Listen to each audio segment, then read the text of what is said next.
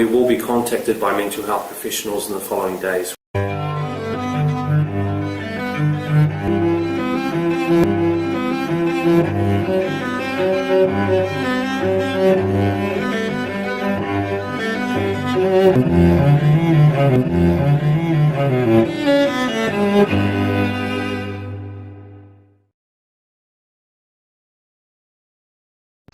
G'day everyone, hope you're all doing okay. This isn't as you probably, if you've been following my channel, you'll see I'll go through different sorts of processes and pathways to try and solve or beat a ticket or to help people out in court. Now, as far as AT is concerned, parking tickets and bus lane tickets, so moving vehicle offences, those sorts of things that they have jurisdiction over, such as bus lane, they, as I've shown from the last bus lane ticket I got way back in January, a year or so ago, or 2 years ago, I challenged the entire process, went through the court, even got the Justice of the Peace at the time to admit that one of the elements of the offence is who was the driver. Now he made a very interesting point that there is a remedy. In other words, there is a legal defence, which is section 4 of 133, 133A of the Land Transport Act. Now 133 is for moving, 133A is for stationary. So bus lane ticket 133 subsection 4, which basically means that if you were not the person driving at the time, you can fill out the transfer of liability order. Now, I've just had a friend who had actually sold his vehicle, and he got issued a speeding ticket about a week or so after he sold it. Now, all he knew about the person was what he believed to be his name. Didn't know where he lived, didn't know his driver's license number, didn't take any of that details. It was a simple, I like the car, here's some cash, see you later. So there was no, information transferred. It was left on the fact that the new owner was going to transfer, and my friend had a lot of trust in the guy. He hadn't met him, but he was a friend of a friend, so to speak. So anyway, he got a ticket after selling it. So we filled out the declaration. Now the declaration say that you have to supply all of these details. That's not the case, because all we did was fill in the declaration saying it was sold about a week beforehand. In other words, it was not in his legal possession, and gave what we thought was the full name of the new owner. He didn't have his address, didn't have his driver's license, date of birth, any of that bullshit to give to them. Just, this is his name. Went to a JP, got it signed. The JP actually said that she actually had a rental company come in and she signed 56 of these declarations in one day, because there was some issue with the rental company being issued them all the time. So this person apparently drove up and down a driving lane twice every day for a month and clocked up all of these tickets. So she just, it was normal for the JP at the community services centre to to stamp it and just say, yep, fine. And all you have to do is to swear that it's true and correct, to the best of his knowledge, which it was. So he ended up getting a response back from the Police Enforcement Bureau tickets at NZPIB, saying that it was now out of his name, because his main concern wasn't really the cost of the ticket, it was the fact that he was getting demerit points on his name and he didn't want them. So anyway, that process worked. We clarified that and did it as a trial run, and we know that that process works. Now, with my last bus lane ticket, I challenged it. I went into I requested a court process. Now, normally when you first get the ticket, don't fucking ignore it. Silence is acquiescence. The fact that you ignore it means you're agreeing with whatever they're stating. So don't ignore it. You can either respond one way or another. Respond by saying, hi, yes, it's mine. Respond by saying, hi, I wasn't in possession of the vehicle. Here's my, transfer of liability form signed by the JP and everything, and give them that. Or you can request the court hearing. Now, when I did mine, from January through to June the following year is how long it took to deal with that. So we're talking basically 18 months in total. And then after those 18 months in total, going through the court process, and the court still finding me guilty under the presumption that I, being the registered owner, was the driver, even I'm standing there and saying I wasn't driving. That's the whole point, that I'm requesting a court hearing because I'm pleading not guilty. To me, that means I wasn't the driver, but no, they're saying you have to fill out the transfer of liability. So it doesn't matter if you stand there in court and give your own evidence and say, no, I wasn't driving that day, because they'll just turn around and ignore that. Even if you get, the prosecution's witness on the stand and say to the witnesses, can you identify this person as the driver on that day? And they can't do it, as in my case, they will still presume that you're the registered owner because you didn't take the pathway of filling out the transfer of liability option, which is 113 subsection 4 of the Land Transport Act. So this time I actually had a friend up from Ashburton, and she hadn't seen Auckland before, and I took her for a midnight tiki tour around Auckland, down Queen Street, K Road, over the bridge. She hates bridges. So we went for a tiki tour all around Auckland pretty much, did the big loop, and it was after I was dropping her home. She'd come out to visit me and my family for the night. And anyway, a month or so later, I get a ticket saying I was in a bus lane at the top of Queen Street going down the hill. Apparently both lanes going downhill are bus lanes. Doesn't matter which fucking lane I picked, I was a bus lane. So you can't be in a bus lane for more than 50 metres, so future reference, I'm just going to zigzag in between the different lanes all the way down within 50 metres each time. Then I'm not in any specific lane for more than 50 metres, and they can go fuck themselves, and I will have fun in court trying that one. But for this one, I just obviously didn't know. There was a lot of roadworks and stuff going on as well. I basically went down Queen Street, turned up Merrill Drive to show where the old pig station was, and then we went over the bridge. So yeah, got a ticket.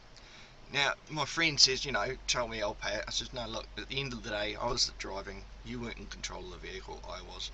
So I'm accepting liability for it, even though she was happy for me to transfer it over to her.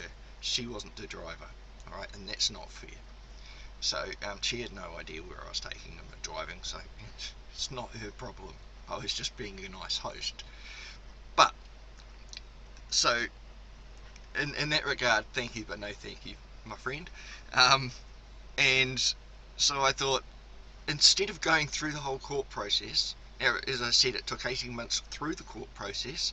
Then the Ministry of Justice fraudulently said that I was charged $130 worth of court fees when I wasn't. I was charged $30 court fees.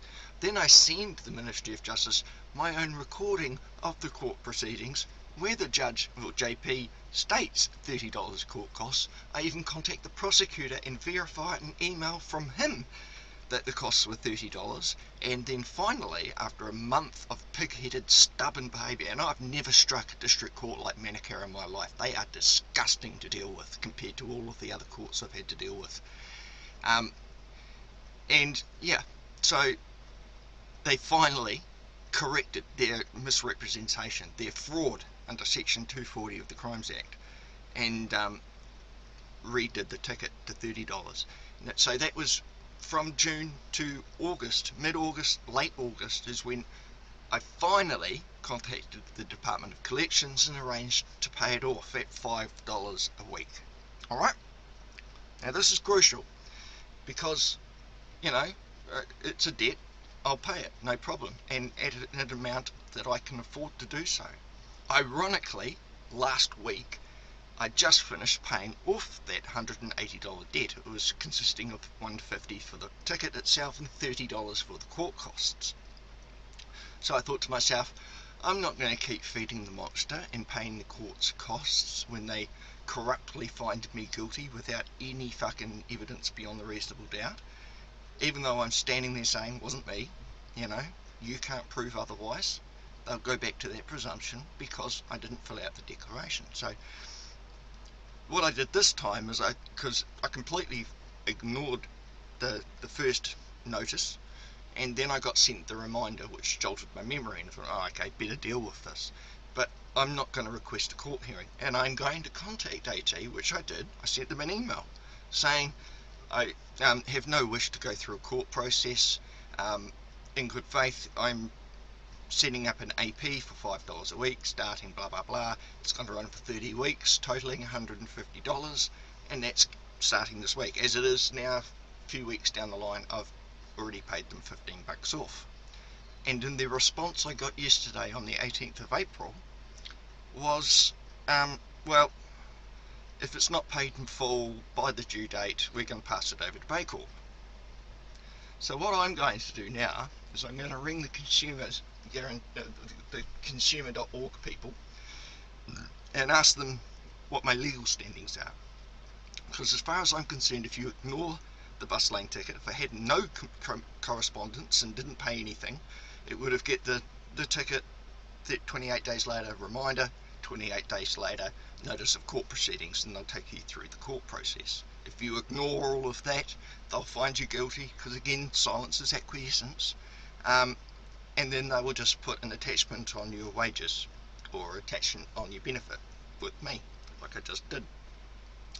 So to avoid all of that crap, and to avoid feeding the judiciary with my costs or court costs because I'm requesting the hearing, I said I have no interest in requesting a hearing, and if they wish to, because clearly by the time that due date of 22nd of April comes along, and I might point out it's only the 19th of April, after that time, it's about September, is when I'll be finished paying off at $5 a week. Bear in mind, it's exactly the same as what I've just finished doing with the Departments of Collections after doing the entire court process, and it taking roughly just over 2.5 years for all of them to recoup their money. So to me, are you going to be happy with 30 weeks, just over 6 months of paying $5 a week, which you ended up getting after a lengthy delay and having to pay legal fees and all the rest for the lawyers to come and do the prosecution, where you're losing a shitload of money going through the court process for, enforcing the fine? Or would you just be happy to accept the $5 a week payment directly to you? Now, I didn't discuss this with AT to begin with, because if you go into any bank you go to, there are already preloaded payees there, farmers, MasterCard, Visa, all those sorts of people that are preloaded. Auckland Transport is also preloaded. So all I did was pay that account with my reference number of the infringement number, and clearly it's working, because the letter I got yesterday, and I'll pop it up so you can see it, it shows that I've already paid them $15. So I've made 3 payments already. I thought I'd only made 2. And it shows that the balance was $135, which to me proves that they can accept part payments a week. They may not be under the Credit Management Act and under the credit controllers and that sort of thing. They may not themselves be able to offer part payment, but that's all I'm willing to give them. And by my argument, they'll be getting it about 2 years before they get it if we went through the whole court process, which would only cost me an extra $30, but still feeding the system. So in their letter yesterday, they say, well, if it's not paid by the due date, we're just going to forward it on to Bay Corp. So my question is, do I have to contract with Bay Corp? They've sold the debt on, okay, but to me, they've fraudulently entered into a contract with Bay Corp by selling a debt which they know is currently and still being paid off to them on a regular basis. They have no right to send that to a Bay Corp. Now, in their letter they state it doesn't affect your credit rating, so what do I give a fuck anyway? But Bay Corp's going to have a little bit of a problem with me if they ring up and say, we just need to confirm that we're talking to the right person. And 10 years ago I went through all of this shit with Bay Corp, and I needed them to define what type of person they believed I was, because I'm just a man.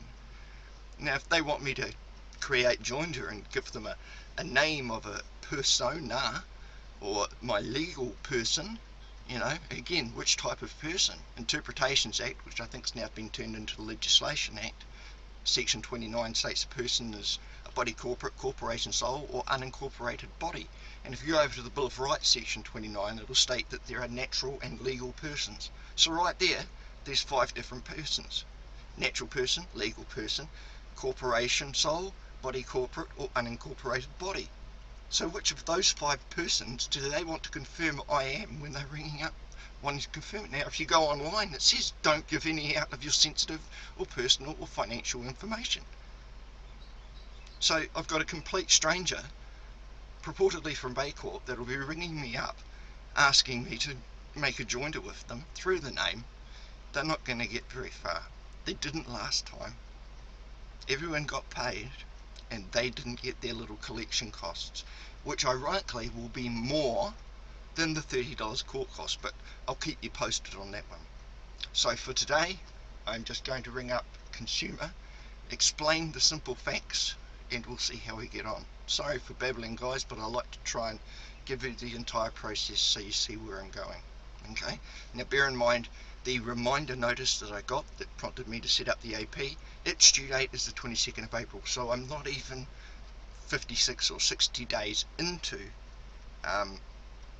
being notified about this infringement. By rights, if I ignore that, I should have got a notice of court proceedings next, which I would have thought would be the next step if it's not being paid. But as I've accepted the liability by setting up an automatic payment to them, I've notified them of this. Where do I stand if they sell that debt on to Bay Court? Because I'm not paying them their collection costs, just as the same reason I set up the AP was to avoid having to pay court costs. I don't think AT is going anywhere in the next 6 months, so it's not like their company's shutting down and can't accept the payment. And last time I checked, any debt you have up to 5 years to pay off, irrespective of what their minimum requirements are.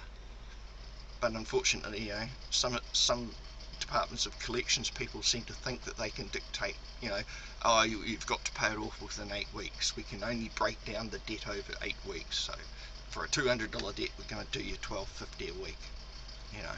So even though I have that debt collector telling me, hey, we won't accept $5 a week. The next debt, the bus lane ticket I've just finished paying off, was ironically at $5 a week. So they're full of shit, and now I literally have documents to prove everything I'm saying. From the Department of Collections, so they'll have fun next time if that ever comes to pay again. But for this time, I'm not doing the court process. I'm simply honouring the debt, set up an AP at a price I can afford, and that's the end of it as far as I'm concerned.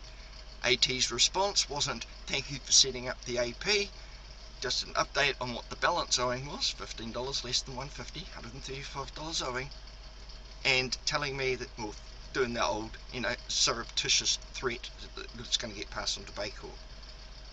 Well, that's between them and Bay Court. Bay Court can charge them their collection fees, because if they don't collect the debt, and I'm paying it directly to AT before they even got involved, why should I change anything?